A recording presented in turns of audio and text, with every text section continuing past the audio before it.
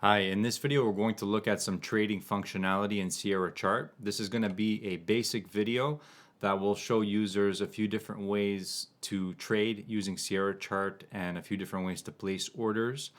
We're going to start basic, however towards the end of the video I'll show you a few more advanced examples that could be used by manual traders, point and click traders. The first thing you would want to do is find the documentation for trading on the Sierra Chart website. So go to documentation, table of contents, trading, and here you're going to find many articles about the trading functionality in Sierra Chart in a great amount of detail.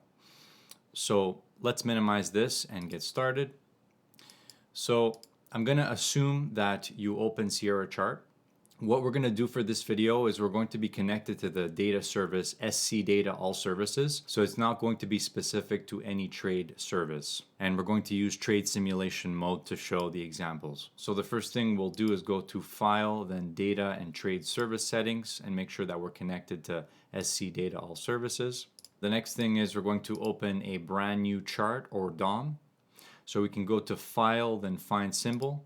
And for this example, we'll use the S&P 500 E-mini futures. So I selected CME. I'll go ahead and find the symbol ES, which will be right here, and select the front month contract. And for this example, I'll be using both an intraday chart and a trading DOM to send orders. So we can select the intraday chart and the trading DOM. In this case, the trading DOM has appeared unattached from the main Sierra Chart application. That's fine. In fact, I'm going to unattach this chart from the main Sierra Chart application as well so that we can maneuver it on the screen a little bit better. So the way I'll do that is by selecting the chart, by clicking on it, then going to Window, Detach and attach the window. Now I've unattached this chart. I can follow that by minimizing the main Sierra Chart application. People normally unattach windows from the main application in order to have greater flexibility of moving them on their screen. So I'll minimize a few windows that are in the background here. As you can see, there's another trade DOM here that has been customized. So I'll minimize that for now. So as you can see, we have an intraday chart and a trading DOM.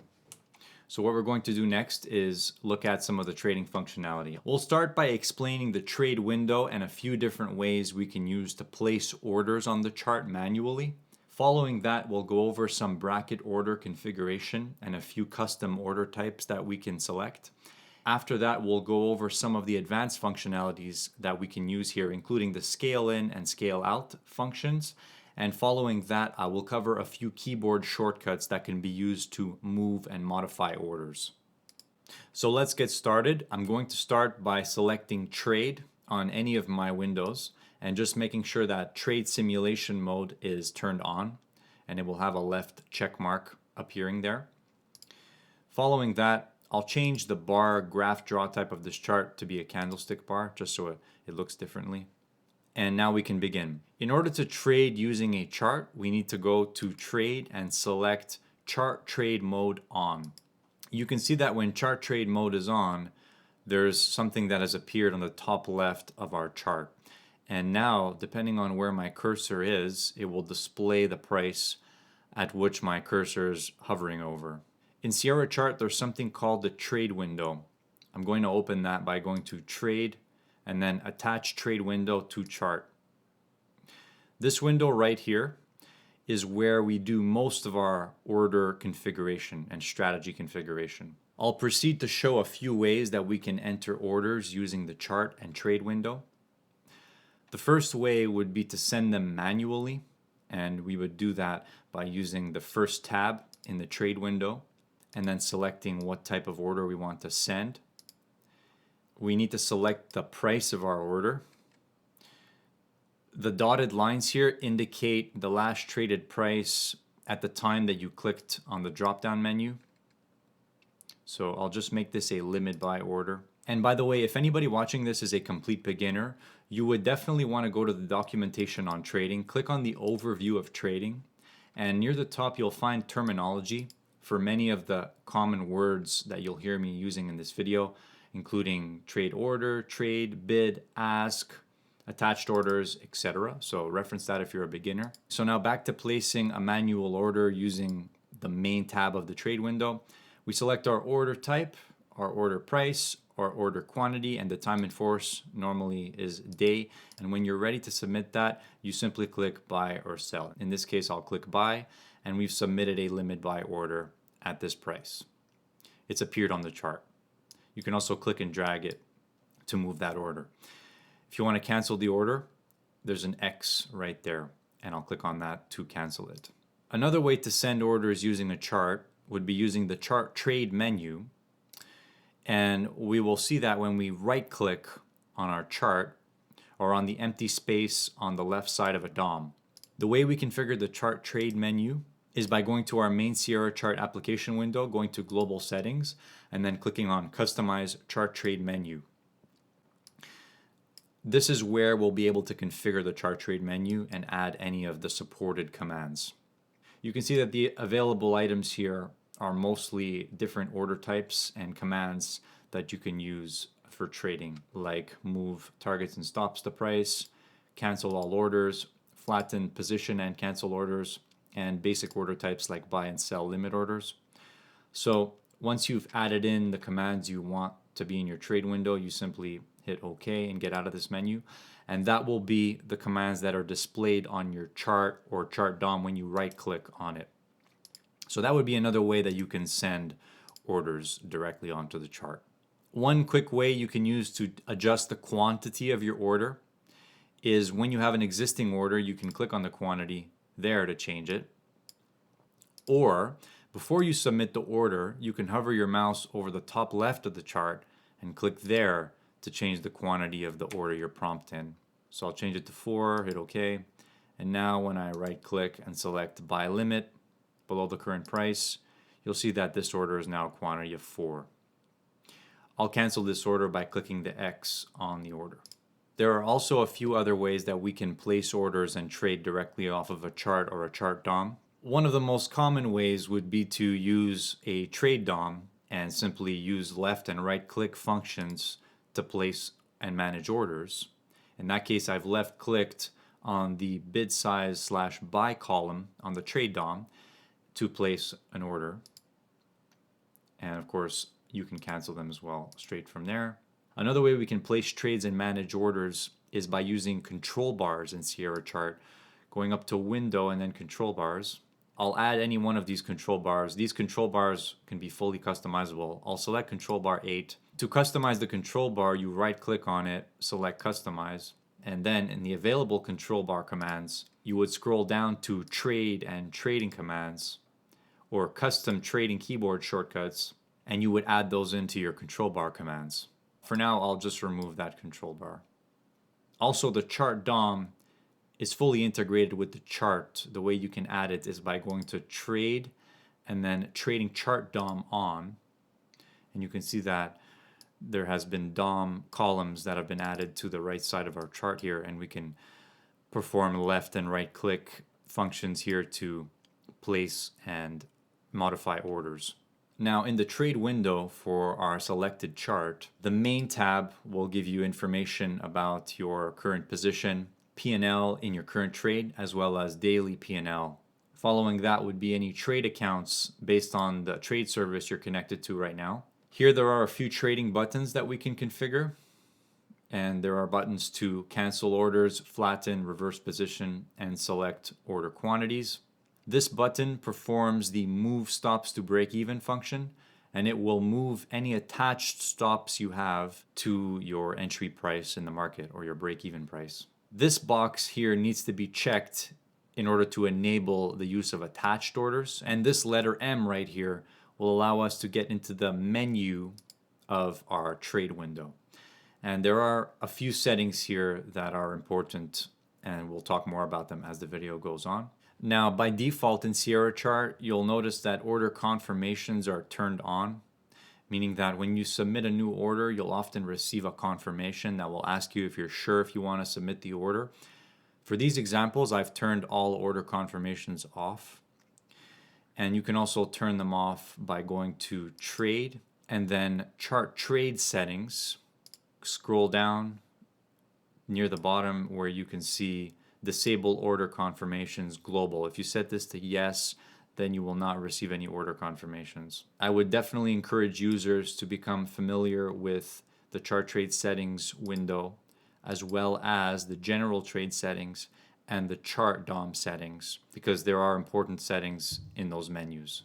Now, before we begin talking about using attached orders and some more advanced functions like scale in, scale out, and move attached targets and stops to price, we're going to just quickly show the trade shortcuts menu, and we'll go to global settings and then go to customize keyboard shortcuts. And here under trading keyboard shortcuts, we'll be able to see all of the custom commands we can program to a keyboard shortcut. For the examples I'll show you today, the only shortcuts that I've programmed are cancel all orders, because that is a handy shortcut to have. Some other useful keyboard shortcuts would be to move non-attached limit orders tick up and tick down, as well as moving attached target orders and attached stop orders one tick up or one tick down. And in the case that you have multiple targets and multiple stops at different prices, this function will move the order that is closest to the last traded price.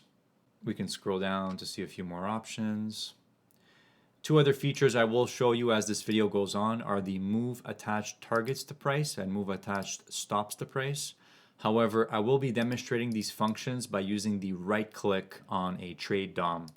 There are also some keyboard shortcuts we can use that are related to some of the trade DOM columns, like clearing current traded bid and ask volume. Let's exit this menu for now. So now we can begin to talk about using the attached orders, in other words, bracket orders. In the trade window, we can select targets, and this is where we will configure our target and stop orders. So I'll remove anything that was there previously. When I click on add, it will add a target. When I click add another time, it will add a stop. You can select your offset type to be in percentage, in ticks, or in price offset, or actual price 1, price offset 2 to 4. The most common selection here is in ticks. So in this case, we have a target limit order, and then our limit offset, by default it comes in at 10. This is where we select how far away we want the limit target to be. In this case, I'll leave it set to 10. We can go over to our stop order, and the principle is the same. The stop offset is how far away or how many ticks our stop order will be away from the order we just placed. By default, it comes in as 10, but we're going to reduce this to a value of 7. For this example, we will just use a simple bracket order with one target and one stop, but more complicated selections are possible, but you need to definitely experiment with them on your end first. So let's go back to the main tab and make sure that use attached orders is checked. This needs to be checked. And when you check this button, you'll see that at the top of our trade window, it shows us our order quantity and that our target and stops match. If you have a different order quantity or a different amount of targets and stops, sometimes this will appear in red, and in that scenario, your bracket order will not work correctly. Now quickly, I will show that you can save any presets you've created by going to the main tab, selecting the letter M to go to the trade window menu. Then we can select save configuration, and we'll be able to give this a new name and then save that. And we'll be able to call it up at any time by selecting this drop down at the top of the trade window. So now that we've configured an attached target and stop and made sure that use attached orders is checked, when we submit a new parent order, you can see that we have an attached stop and an attached target. Now, depending on your trading service, these orders at this moment will either be held server side or client side. If you're using the Teton order routing service, these orders right here will be held server side even before your parent order has filled. So now we're going to show some more advanced functionality when it comes to moving and manipulating existing orders or attached orders. I'll cancel this order to start. Next, I will make sure that trading keyboard shortcuts are enabled for our chart. The way we do that is by selecting trade and then finding trading keyboard shortcuts enabled, Or we can go to our trade window, select the letter M to enter the menu, and then turn it on from here. Trading keyboard shortcuts, make sure we enable them. So now I'll demonstrate a few shortcuts that I've configured that are relative to moving existing orders. So I'll submit a new limit buy order, which is far away from where the market is currently trading, so it will not trade. The first one is to move unattached limit order up or down by one tick at a time. So there's that shortcut. The next two shortcuts would be move attached targets one tick up or one tick down, which can be useful in some scenarios. And lastly, we have move attached stop order one tick up or one tick down. And to finish it off, we'll press a keyboard shortcut to cancel all orders. Next, we'll demonstrate the scale in and scale out functionality that works seamlessly with attached orders. So we'll click on the trade window, letter M to enter the menu. We'll go to orders, and then we want to enable support scale in as well as support scale out. We're going to start by entering a trade. In this case, I'll submit a sell limit order to aim to enter a short position with one contract. And we'll see if we can get this order to fill. So we have been filled on a short position of one contract currently. Now, the way the scale in functionality works is that if you're in a position and you submit another order to add to your existing position, then it will bypass use attached orders. Here's what I mean. I'll click again to submit another sell limit order. You can see that when I've submitted this order, there are no attached orders that have appeared that are associated with this new sell order that I've placed. One other thing is that say I am filled on my second sell order. I've now moved the order down lower to aim to get it filled quicker. Now that I've been filled on the second sell order, you can see that my attached stop and my attached targets have adjusted to the correct amount of my position. That's also part of the scale in feature. Now we can demonstrate the scale out feature, which works exactly the same, but it's for when you submit counter position orders to reduce the size of an existing position. So in this case, I'm long 3 contracts. So a counter position order would be submitting a sell order. Now, because I've turned on support scale out, there will not be any attached orders that are associated with any new sell limit orders that I submit in this case. So I've submitted a new sell order here at a price of $46.81. If you did not have support scale in and scale out selected, then every time you clicked on the trade DOM or on the chart to place a new order, it would bring up new attached orders associated with that order. So the purpose of the scale in and out features is to allow functionality for increasing or reducing the size of a position without having new attached orders appear. After that order is filled, my position size has been reduced to 2, and my attached stops and targets have also been reduced to 2 automatically. I will click one more time to aim to add to the position, scale in another contract. Now I've increased my position size to 3 contracts yet again. I will now click on the sell column to submit a sell order of 1 contract to aim to reduce my position. I have moved that order using a keyboard shortcut to a lower price to get it filled. Okay, I think by now you understand the scale in and scale out feature. So we're going to go on now to show the move attached targets to price and move attached stops to price functions and how they can work in Sierra Chart. One very useful way that you can use these functions from the perspective of a point and click manual trader is by configuring them to work when you either left click or right click on a trade DOM column, in this case the buy or sell columns. The way you configure that is by going to trade and then chart DOM settings. Now for these first 8 items, they need to be configured the way you want to operate in the trade DOM. In this case, what I've done is I've configured the right click on the buy or sell columns to either be moving attached stops to price or moving attached targets to price. And I will now show you how this works. If I right click on the trade DOM above the current trading price, at any price, it will move attached limit sell orders to this price. If I right click on the trade DOM sell column below the current trading price, it will move my attached sell stop order to the price that I click on. What you need to know about the move targets to price and move stops to price function is that it will consolidate your attached targets and attached stops to the price that you've clicked on. So if you have a bracket order that's configured with two targets at two separate prices, by using this command, you'll consolidate them to the same price. Now, if you have scale out orders, for example, if I left click to submit a sell scale out limit order there, and now I right click, it does not include this order into my move attached targets to price because this is not an attached order. This is an unattached limit order.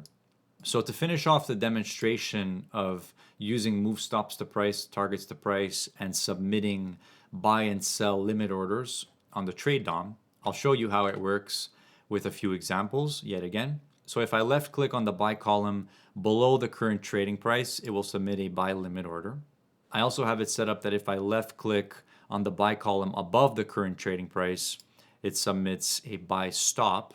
You can simply choose what you want it to do by using this menu right here. You can also have it to ignore the input in the case that you want to reduce the risk of misclicking.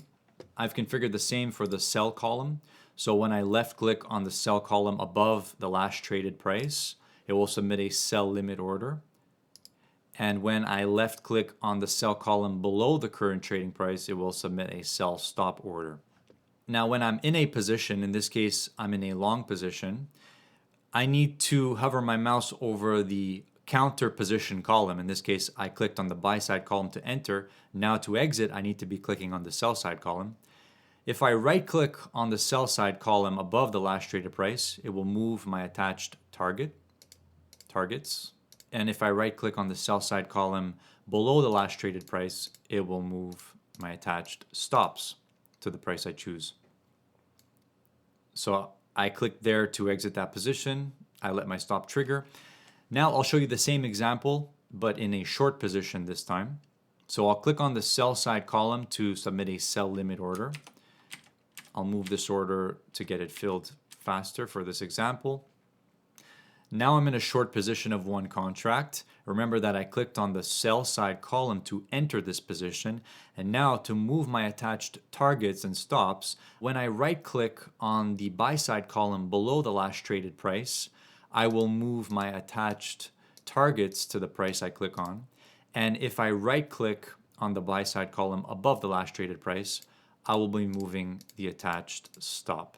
And of course, I can also simply exit the position by left clicking to submit a buy limit order. In that case, I did that and the position was closed and all my existing orders were canceled. So that will be all for the manual trade examples in this video. We're going to go on and show the trade orders window, trade positions window, and trade activity log, all of which are very important windows to become familiar with if you use Sierra Chart for trading.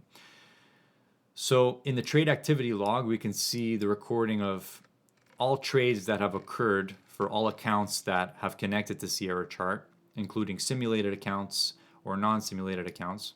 And we can also export logs using the trade activity log. In the statistics tab, there's going to be a number of trade stats here for the date range that we're displaying.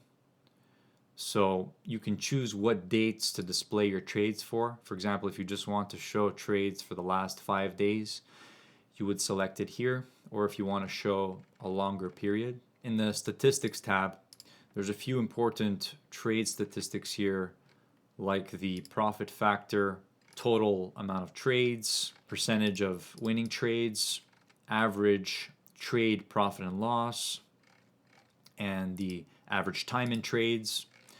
Clicking on chart stats will show us more P&L figures for all of the different symbols that we've traded in our account.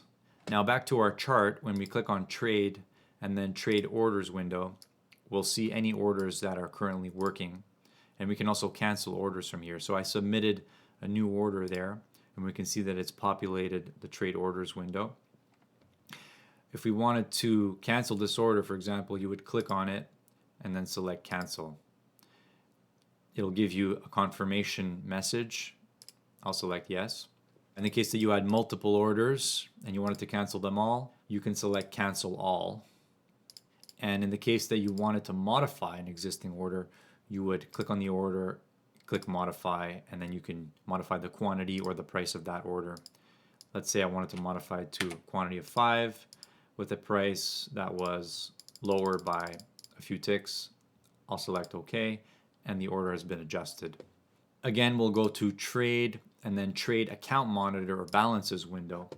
In this window, which is not on the screen currently, it will show you any data about your current trade accounts that have connected to Sierra Chart, and even accounts that are not currently connected but that have been connected in the past. It'll show you data about the last recorded account balance, including some data about margin. So that's going to be it for this video. I hope it was helpful to some users. Thank you and take care.